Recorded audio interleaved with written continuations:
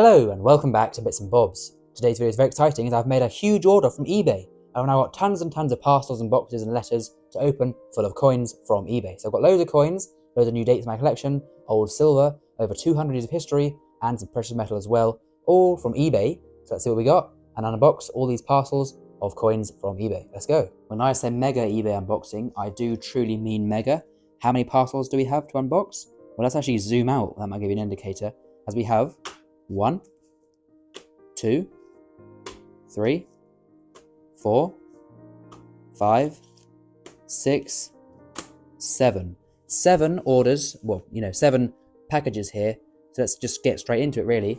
I will go with this one first. And I've ordered quite a lot, and I can't remember everything I've ordered. It is true to say, because it was a fair while ago. I've been saving them up as well to do this video and waiting for them to arrive. And I also don't know, obviously what's in each one. So let's just go into all these packages now and see what coins I've ordered from eBay. There we go. That was very well packaged. So, thank you to the seller for packaging that safely. It looks like one coin looks like an old Victorian halfpenny. Now, perhaps a spoiler alert, not really. The main genre of coins I've ordered are coins to fill gaps in my date run. So there's lots of things like this. Don't you worry, there's some silver. And this is a Victorian one to start off with. There's old coins, new coins, silver coins, and non-silver coins. They're all coins for my date runs. So here we have firstly an 1893 halfpenny. Then I'll put these coins to the side and add them all to different date runs at the end of the video after we've gone through the packages. So there's the first coin, a fairly nice condition, a bit worn as they all are. 1893 halfpenny as the first coin. Very nice. Not much time to dawdle, so let's carry on and look at the next package. I think that was all that was in that package. Some of them have multiple coins in, some of them are just one. Into the next package here. What's it going to be? Very exciting, I must say. Coin unboxing is a great thing, as I'm sure all fellow coin collectors will know. This is from the English Coin Company. I'll just remove this invoice and have a look at the coins. Aha, yeah, and it is coins, because I remember I bought quite a lot from these guys. So we can see here 4 farthings. And as I'm sure you've guessed, these are all going to be new farthings for my date run. I might need to cut into this, actually. It's very well sellotaped. Right, let's get into these farthings and see what coins are in there. There we go. So there's 4 farthings, as you can see here. I believe they have a 4 for the price of 3 deal, which is obviously quite good. So I made use of that, getting 4 more dates. Bring the camera down here. We can zoom in nicely to these coins. So here is the first one. Ooh, a lovely coin. A bit dirty, but not too worn. This is an 1878 farthing, which is therefore Queen Victoria. On the obverse, a young head portrait by Leonard Charles Wyon. A very nice number 1 farthing. Number 2 looks to be a bit older, or rather a bit newer, an older Victoria, a newer coin. The veiled head there by Thomas Brock. This one is from 1896. Another new date for my collection. The other 2 we have here in 1894. Pretty nice there. Now the rarest of all these farthings is actually the 1892, but I do have that coin already, so I've got the rarest, and now it's just the rest to go really, which is why I was looking to get some more farthings for the date run. And the final one is actually the nicest one I can see here. Look at that. That is, wow, I didn't expect that from the pictures. It wasn't really pictures of the actual coins, it was just kind of the date. This is a really nice example of 1879. Look at that. A beautiful coin if you ask me. I mean, that's a really cool piece to have for the date run and for the collection. So 4 lovely farthings there. And I forgot to say the price of these coins so far. So these farthings came to a total, it's not too bad, £11.89 it says here. Total £11.89. Oh, what? 1887, sorry. Going blind. A bit cheaper than I thought. That's not bad. And then the other coin came, I think it said £2 for this one. Free delivery. So they're not too bad so far. Perhaps you get them cheaper elsewhere, but not for these specific dates. So I did pay a little bit of a premium, perhaps, on some of these coins, just to get that date, because otherwise, I would be still looking for the date. So now that's 2 of 7, was it done? We got 5 more here.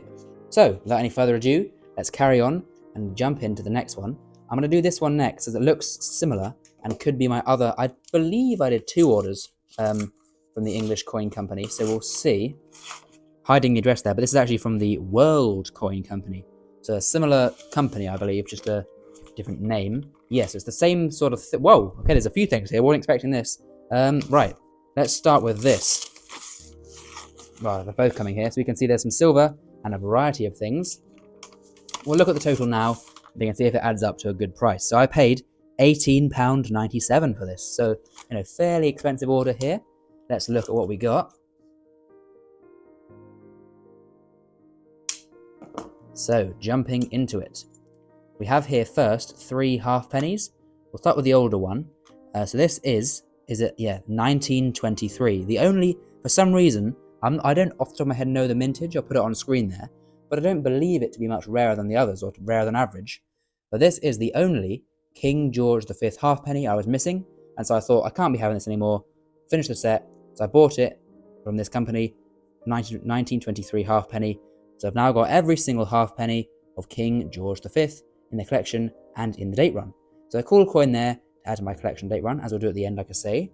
We then have these two for a similar reason. I do collect these halfpennies in a date run format, and I just couldn't. Although I had literally hundreds in different bundles, different places everywhere. These are very, very, very common coins indeed. I just couldn't find these two dates. This is 1981. Now these two dates are the rarer dates, I do know that. But I actually did pay a bit of a premium for these. I will say £2.99. I remember this, it says there on the leaflet, on the invoice. But £2.99 for these two. Well, sorry, for just one. And then another £2.99 here for this one, saying halfpenny, the only one to do so, and it's from 1983. So, just under £3 for these two coins each. But they are actually in very nice condition, it must be said.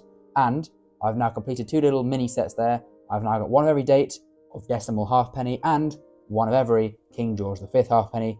So a little bit of a halfpenny completionist in me just made me buy these things there to get those bit of date run elements done. So there we go, very cool. And some more bronzy coins to add to the collection.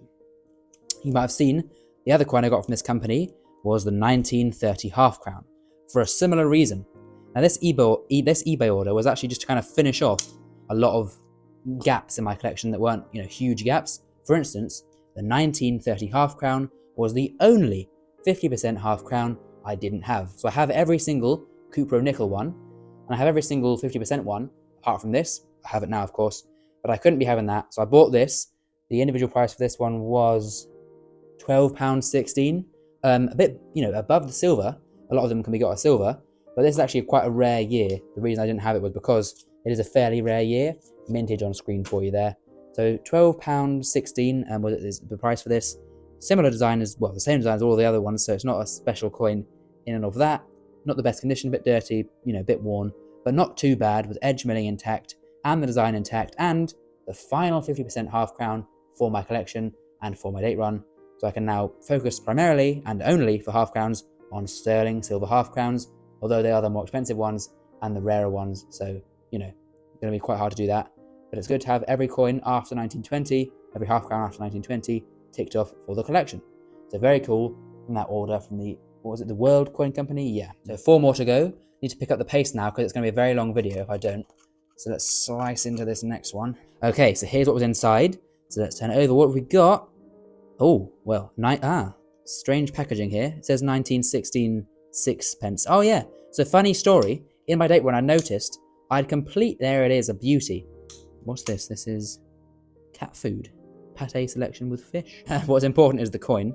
So as I say, a funny story, with my date run of sixpences, I completely missed 1916. Maybe I thought it was an NIFC for some reason or something, but I just had no gap in my date run for it. When I noticed this, rather than just adding a gap and putting in the sort of gap for the collection, I thought, no, we're not going to have that. I'll buy it. So I've got it now, finally.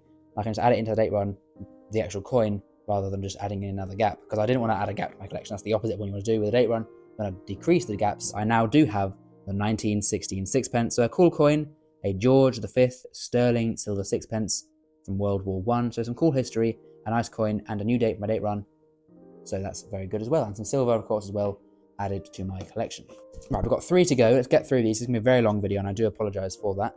Let's cut into the next one. I think I've gone straight into the good stuff. Oh, it's up here. There we go. There we go. Aha. So this was for a similar reason. Let's get a massive zoom in going. This was for a similar reason. The only Edward VII, halfpenny I still needed, 1904. This was a charity auction, so the money went to charity. I think I paid like £2.50 for this, because, it's for charity and it's a coin I needed, so not too bad, I think, overall. So a cool coin there, 1904 halfpenny, Edward VII to add to the collection and to the date run. 2 more to go now. I'm saving that big pink one till last because it looks quite fun. Let's get into this one. if we can. £1.29. So what do you get for £1.29 these days? Well, you get many things, probably, including a 1946 halfpenny. This one I bought because it was the only George VI halfpenny I needed. So I thought, if I'm going to finish all the George V halfpennies, I need to finish all the George VI halfpennies as well. Now, for the similar reason, this isn't a rare date or anything, just one I was missing personally, but I now have it, 1946 halfpenny in the collection with the other design, the more modern design of the golden hind there. So a cool design, a cool coin, and a new coin for the collection. So I now have all of the Queen Elizabeth II, George VI, and George V halfpennies with the final package. This one here, this big pink one, like I say, oh, it's further zoomed in. Looks very cool, I must say. Let's see what is inside this pink one. I think we can actually just rip this. Okay, going in, got some form of invoice. I would move that up and out. Oh no, that's just a letter. We can open it further. Good packaging, of course. I do approve. Right, aha. I see the... Oh yeah, this is that... Now, I must say, I forgot I ordered this coin, and I'm very happy indeed that I left it till the last, because this is my favourite by far. If you know me and you know the channel, then you'll know that I do love sterling silver coins. The older and the bigger, the better. The order total was £16 with the postage included. So not too bad, you know, I think. And when you see the coin, I think you will agree. This is a King George III half crown from 1816. Now, why did I buy this? I bought this for the very simple reason that this is the first date of the modern half crown, and I haven't got it. And I thought, you can't do a date run and not have the very first date, surely. Of course not. I have 1817, but I didn't have 1816 until now. So here it is, a fairly worn coin. You know, I mean, you can't be denying that it is fairly worn, but the design is actually all visible, which is all that matters to me, and then the wear just adds history. Of the crown, the Hanoverian shield crowned in the royal shield, the Order of the Garter around, roses and ribbons, George and the Dragon, the legend, so many cool design elements. Such a cool coin, well over 200 years old, a big bit of silver, and King George III, the infamous Mad King, the bullhead portrait there. So a very cool coin overall. I can add that one to the date run of half crowns. So there we have it, all the coins I bought in this big order from eBay. The order in total cost me around, I believe it was about £59 in total, so not a terrible deal, not a brilliant deal, but as I say, many of these were bought, you know, not because they were a good deal, but because they were available for the specific date of the coin. Now, for those of you that aren't bored already, I will now show you myself adding these coins to all of my date runs, but if not, feel free to leave now, as you've seen all the coins. Do the half pennies first, starting with the newest ones, so the 1983 and 1981. So here is the 1983. And get rid of this and put in the actual coin there. And similarly with the 1981, there it is. And we can get rid of the paper and add in the real coin. And that is actually tray 3 of 3 of the half pennies completed. You can see there the newer ones and the older ones on tray 3 of 3. Moving then on to tray 2 of 3, we have there, we can finish this one as well, with 2 dates missing there. I'll grab these 2 coins, the dates being 1923, which can now be removing the paper or the card, and adding the real coin in there, very nice. And similarly, 1946, adding this real coin into there. Finishing tray 2 of 3 as well for the half pennies, very, very nice. Moving to tray 1 of 3 for the half pennies. Not a very good tray, I must say, in terms of progress. Can see there's a lot of missing gaps here. We can fill 2 in today, though, being the 1904, and that is the only Edward VII one needed. So I now have every single halfpenny apart from Victoria. So I've got now just to work on the Victorian ones. 1904 can now be added in, and now just Victorian ones to work on. And I can start that off with this 1893. Very, very nice. And sliding along, there we go, can now be added into the date run. Very, very cool. Here is the sixpence tray, 2 of 2.